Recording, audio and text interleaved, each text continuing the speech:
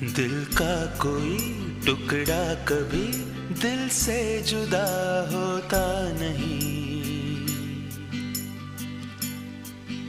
अपना कोई जैसा भी हो, अपना है वो दूजा नहीं। यही वो मिलन है जो सचमुच है, दिल का करार